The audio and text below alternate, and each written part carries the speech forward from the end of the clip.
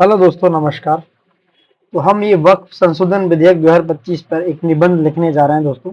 ये बहुत ही ज़्यादा इम्पोर्टेंट है हर एग्जाम्स के लिए। तो हम इसको एक कोटेशन के साथ स्टार्ट करेंगे कि धर्म की माटी में बीज जो बोया, वक्फ ने सेवा का वृक्ष संजोया। दान की धारा, सच्चा उपहार, गरीबों की तकदीर का हो आधार। तो ये बहुत ही प्यारी और अच्छी लाइन है दोस्तों। इसके आगे हम लिखेंगे वक्फ संशोधन के बारे में। वक्फ संशोधन विधेयक 2025 भारत में वक्फ संपत्तियों के प्रबंधन को बदलने वाला एक ऐतिहासिक कदम है, जो 8 अप्रैल 2015 को लागू हुआ। यह विधेयक वक्फ अधिनियम 1995 में सुधार लाता है और पारदर्शिता, जवाबदेही और सामाजिक कल्याण पर जोर देता है। वक्फ संपत्तियां जो इस्लाम में दान की भावना से बनाई जाती हैं, भारत में लाखों लोगों के लिए शिक्षा, स्वास्थ्य और धार्मिक जरूरतें पूरी करती हैं। लेकिन कुप्रबंधन और अतिक्रमण जैसी समस्याओं ने इन संपत्तियों को विवादों में घेर लिया था।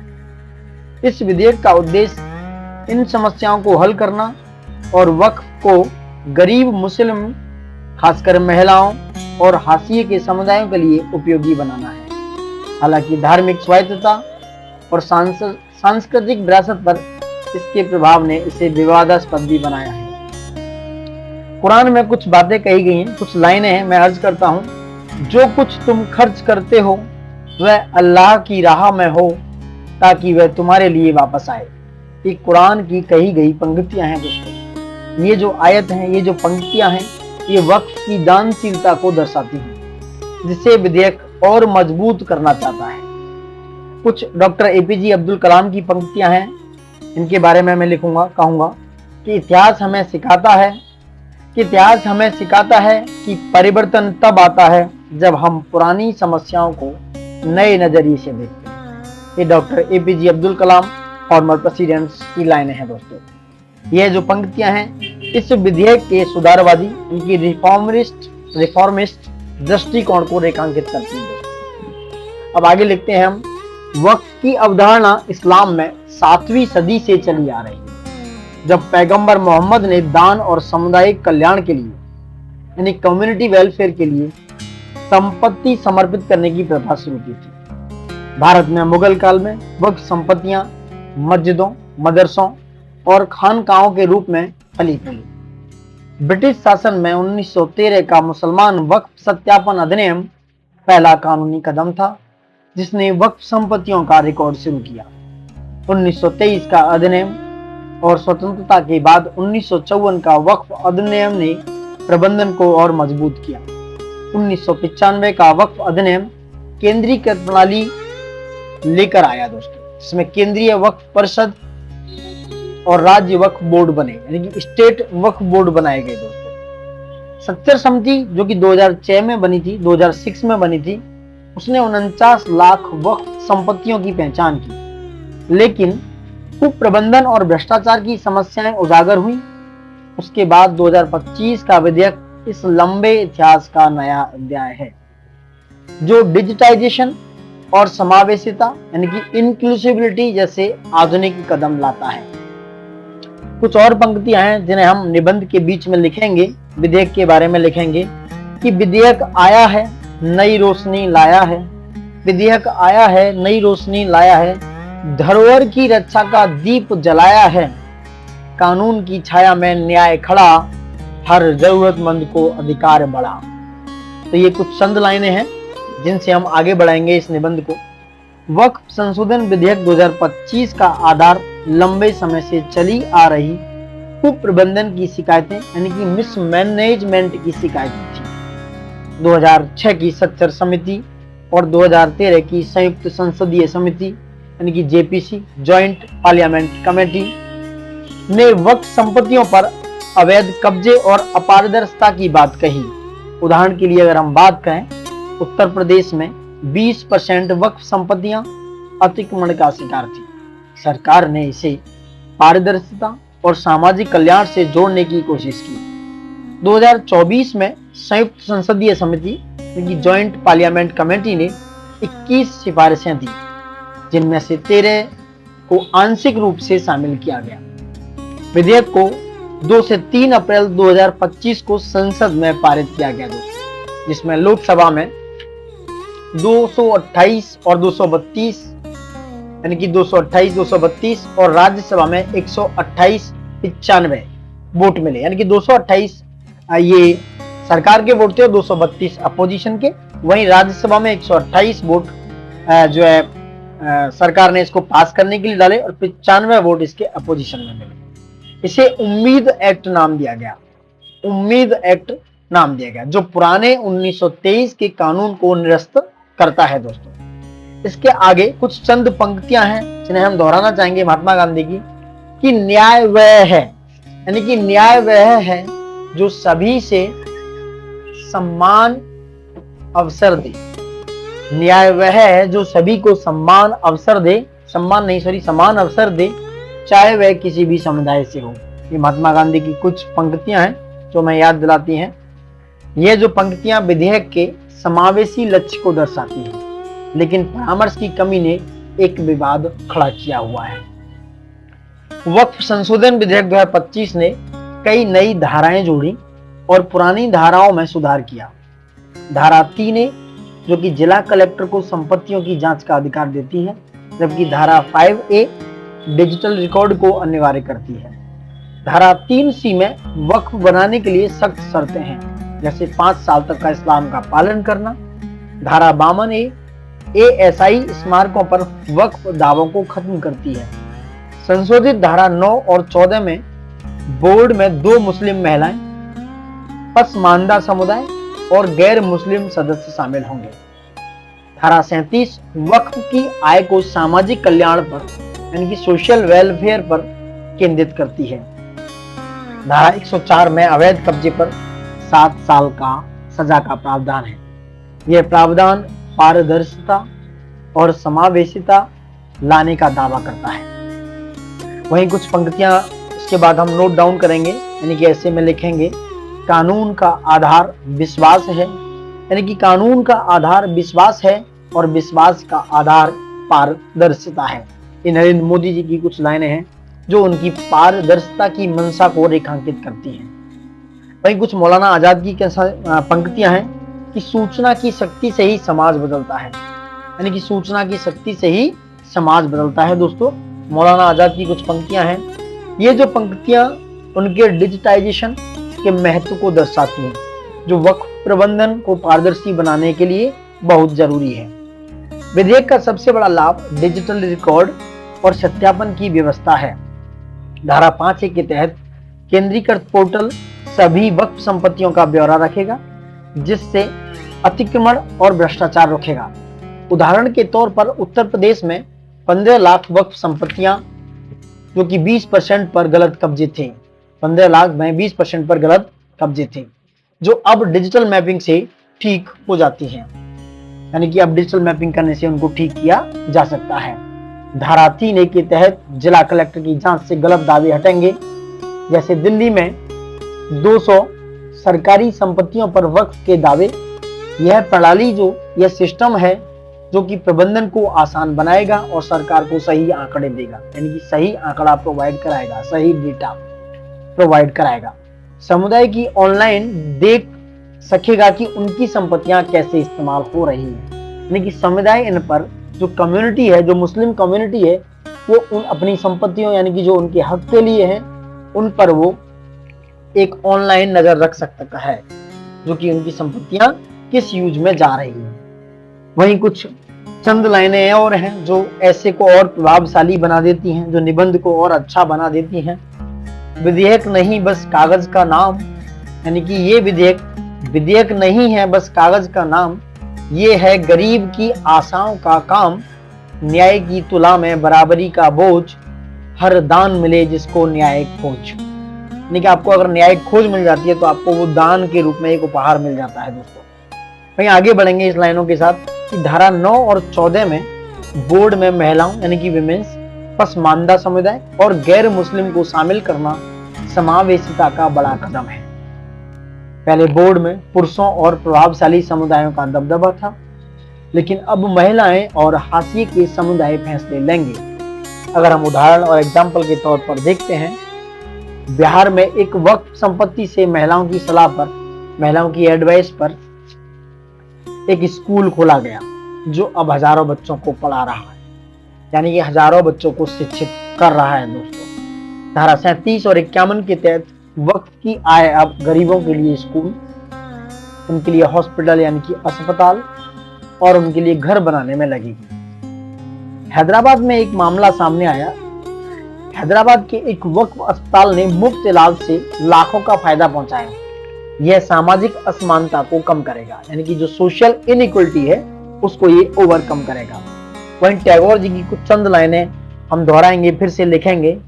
हर इंसान को हो बराबरी का हक दो, हर इंसान को बराबरी का हक दो, यही आपकी इंसानियत है, यही आपकी इंसानियत है। यह समावेशी भावना को रेखांकित करता है ये पंक्तियां। वहीं आगे बढ़ेंगे। धारा 40 और 3A के तहत जिला कलेक्टर जो है, यानी कि जिन्हें डिस्ट्रिक्ट मजिस्ट्रेट यानी कि डीएम कहते हैं, उनकी जांच और धारा 104 में सख्त सजा से वक्फ संपत्तियों का दुरुपयोग रोकेगा। पहले वक्फ बोर्ड ने मनमाने दावे किए, जैसे कर्नाटक में किसानों की जमीन हड़पना। अब समयबद्ध जांच यानी कि समय के साथ जांच और अपील से विवाद जल्द सुलझ जाएंगे।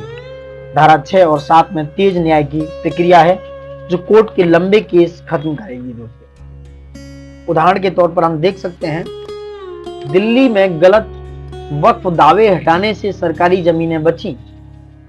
सजा का डर अवैध कब्जे रोकने में मदद करेगा। वहीं कुछ वल्लभ पटेल की लाइनें हम दोहराएंगे, फिर से लिखते हैं कि न्याय के बिना शांति नहीं, यानी कि न्याय के बिना शांति नहीं और शांति के बिना प्रगति नहीं, यानी कि आप न्याय के बिना कोई शांति स्थापित नहीं कर सकते और शांति के बिना आप प्रगति भी नहीं ला सकते दोस्तों। यह विधेयक विवाद समाधान के लक्ष्य को दर्शाता है। कुछ सुभाष चंद्र बोस जी की लाइनें हैं। धर्म की आजादी दिल की धड़कन है, यानी आपको धर्म की आजादी देनी चाहिए। तो उन्होंने लिखा है कि धर्म की आजादी दिल की धड़कन है, इसे दबाओ मत, यानी कि उन्हें आप दबाना नहीं चाहिए। ये जो पंक्तियां हैं जो ऊपर लिखा गया उद्धरण है, धार्मिक स्वायत्तता, उनकी रिलीजियस ऑटोनॉमी की चिंता को रेखांकित करता है। विधेयक की सबसे बड़ी चुनौती धार्मिक स्वायत्तता पर सवाल है। धारा 3A और 9, 14 को अनुच्छेद 26, यानी कि धारा 3A और 9 और धारा 14 को अनुच्छेद 26 यानी कि आर्टिकल जो 26 है कॉन्स्टिट्यूशन में, संविधान में, जो कि धार्मिक स्वतंत्रता की बात करता है, धार्मिक स्वतंत्रता के मैनेजमेंट की बात करता है, उनके खिलाफ माना गया है। यानी कि ये जो धाराएं हैं 3A और 9 और 14, उसको आर्टिकल 26 यानी कि अनुच्छेद 26 के खिलाफ माना गया है। वहीं बात करें AIMPLB यानी कि all India Muslim personal law board की, उन्होंने और विपक्ष का कहना है कि कलेक्टर की जांच और गैर मुस्लिमों की नियुक्ति धार्मिक मामलों में हस्तक्षेप है, जबकि हमारा संविधान धार्मिक मामलों में किसी के हस्तक्षेप ना करने की वकालत करता है।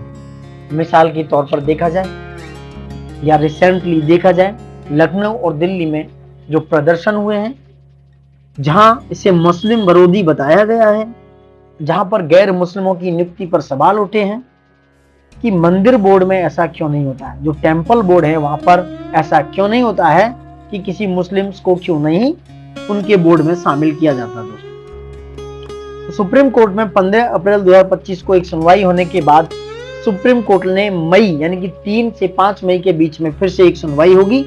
उसके बाद ये मामला आगे आएगा। उसके बाद हम आगे लिखते हैं, आगे बताते हैं, कुछ चंद लाइनें हैं। कलम उठी है दान की खातिर, संशोधन बना है परिवर्तन का जर, हर भूभाग हर जर्रे में हक हो, हर भूभाग हर जर्रे में हक हो, धरोहरों पर कोई भी शक ना हो। तो एक चंद लाइनें लिखने के साथ हम आगे बढ़ेंगे दोस्तों।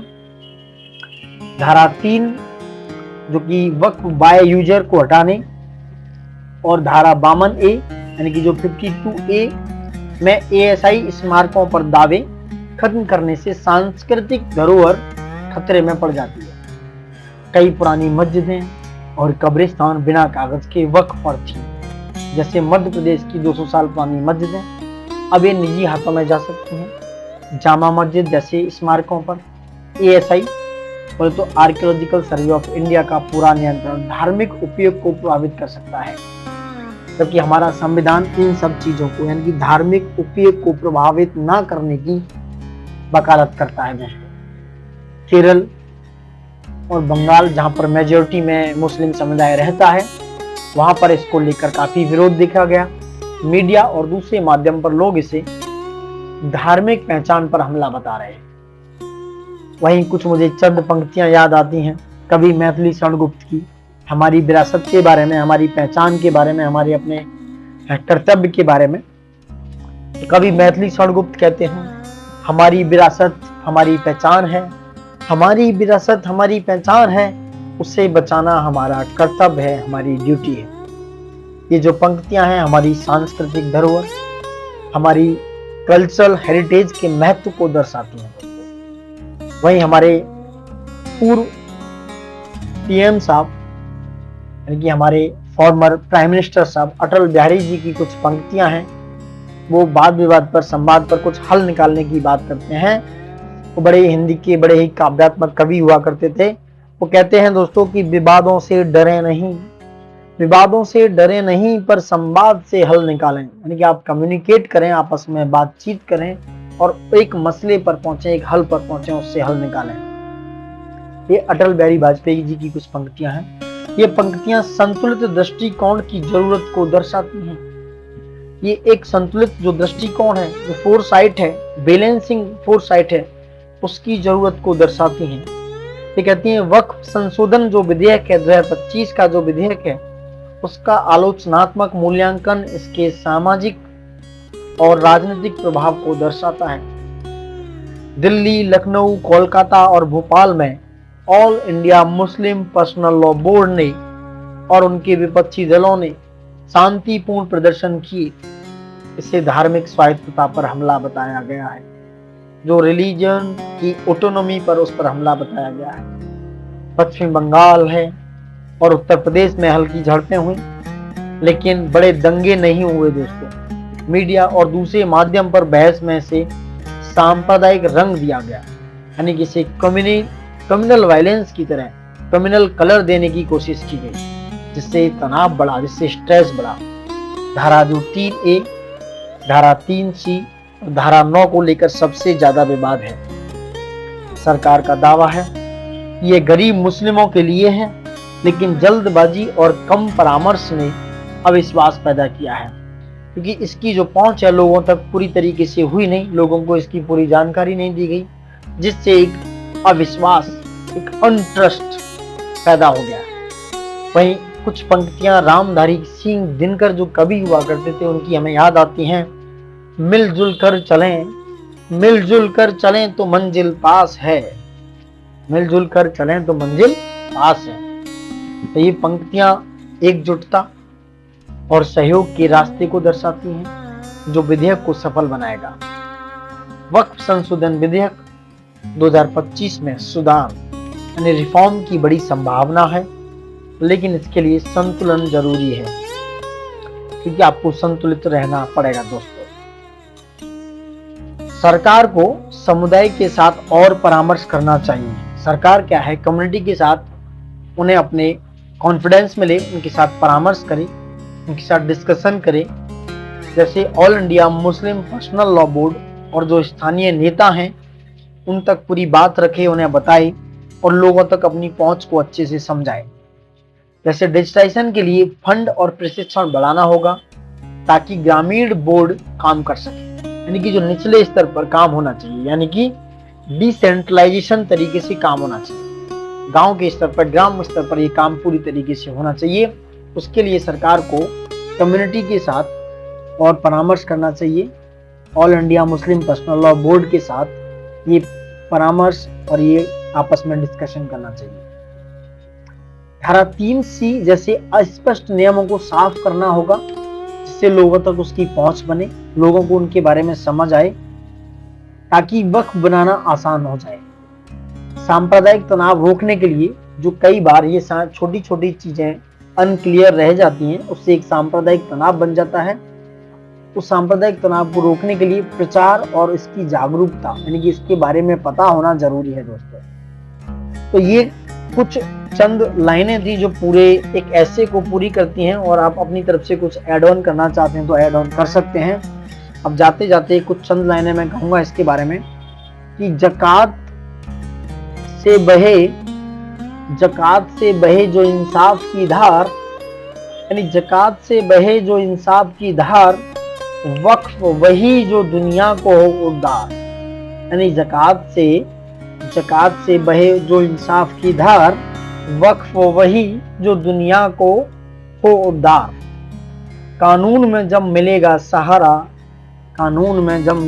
सहारा, तभी दुआओं का असर हो प्यारा। तो ये बहुत अच्छी प्यारी लाइनों के साथ हम इस निबंध को यहीं पे खत्म करते हैं। कुछ और लाइनें भी लिखेंगे आगे, कुछ और कोटेशंस लिखते हैं जो बहुत इंपॉर्टेंट हैं, जिन्हें आप दोबारा से लिख सकते हैं और ऐसे की गरिमा को बढ़ा सकते हैं। जैसे कुछ और हैं कि धर्म की माटी में बीज जो बोया, धर्म की बात करती है, यानी कि धर्म की मिट्टी में आप कोई भी बीज बोते हैं, यानी कि धर्म की माटी में बीज जो बोया, वक्फ ने सेवा का वृक्ष संजोया। यानी कि वक्फ जो है एक सेवा के लिए है। एक सेवा जैसे पेड़ किसी की सेवा फल देता है, वृक्ष देता है, सॉरी फूल देता है, तो ये कहते हैं कि वक्फ ने सेवा का वृक्ष संजोया। दान की धारा सच्चा उपहार, यानी कि आप किसी को गिफ्ट देते हैं, उपहार देते हैं, दान करना सबसे बड़ा उपहार है, सबसे बड़ा गिफ्ट है। तो दान की धारा सच्चा उपहार, गरीबों की तकदीर का हो आधार। तो ये जो वक्फ है ये गरीबों की तकदीर का एक आधार होना चाहिए, बेस होना चाहिए। ये चंद लाइनें हम एक्सप्लेन कर रहे हैं दोस्तों। वहीं कुरान की कुछ लाइनों को, कुछ पंक्तियों को फिर से मैं दोहराऊंगा और एक्सप्लेन करता हूं कि जो कुछ तुम खर्च करते हो, यानी कि जो कुछ तुम खर्च करते हो, चाहे वो दान हो, चाहे प्यार हो, चाहे खाना हो, चाहे पैसा हो, जो कुछ तुम खर्च करते हो वो अल्लाह की राह में हो, यानी कि वो अल्लाह के बंदों के लिए जाए, वो अल्लाह के लिए जाए, ताकि वह तुम्हारे लिए वापस भेज सके या वापस आ सके दोस्तों। वहीं कुछ और लाइनें हैं जो हमारे विधेयक के आने के बाद बोली गई हैं कि विधेयक आया है, नई रोशनी लाया है। यानी कि नया कानून है, नया विधेयक है, नया संशोधन करके आया है। विधेयक आया है, नई रोशनी लाया है, धरोहर की रक्षा का दीप जलाया है। यानी कि जो हमारी हेरिटेज है उनकी रक्षा करने के लिए एक दीप, यानी कि एक दीपोत्सव, मतलब एक लाइट जलाई है, यानी कि एक इनिशिएट किया है। कानून की छाया में न्याय खड़ा, हर जरूरतमंद को अधिकार बढ़ा। यानी जिसको इसकी जरूरत है उसके लिए उसका ये अधिकार होना चाहिए, उसको ये वो चीजें मिलनी चाहिए। ये विधेयक की कुछ चंद लाइनें जो पार्लियामेंट में जाने के बाद बोली गई थी दोस्तों। वहीं कुछ और लाइनें हैं कि विधेयक नहीं बस कागज का नाम, यानी कि ये विधेयक कोई कागज नहीं है कि उसका नाम हो, यानी विधेयक नहीं बस कागज का नाम, ये है गरीब की आशाओं का काम। यानी भाई ये गरीब की आशाएं जो वो अपनी तरफ से सोचते हैं, समझते हैं, उनकी आशाएं, उनका काम है। न्याय की तुलना में बराबरी का बोझ, न्याय की तुलना में बराबरी का बोझ, हर दान मिले जिसको न्याय खोज। मतलब जो न्याय का तराजू है, न्याय का दान है, उसके कंपैरिजन में यह न्याय की खोज में एक ऐसा दान है जो गरीबों की आशाओं को भरपूर करेगा, गरीबी को आशाओं को पूरा करेगा दोस्तों। वही टैगोर जी की लाइन है, वो कहते हैं कि हर इंसान को बराबरी का हक होना चाहिए दोस्तों, और यही आपकी इंसानियत कहलाती है। एक और है कि विधेयक को लाने के बाद पार्लियामेंट में बोला गया है, कलम उठी है, यानी कि कलम उठी है दान की खातिर, यानी दान के लिए कलम को उठाया गया है। संशोधन बना है परिवर्तन का जर, हर भूभाग हर जर्रे में हक हो,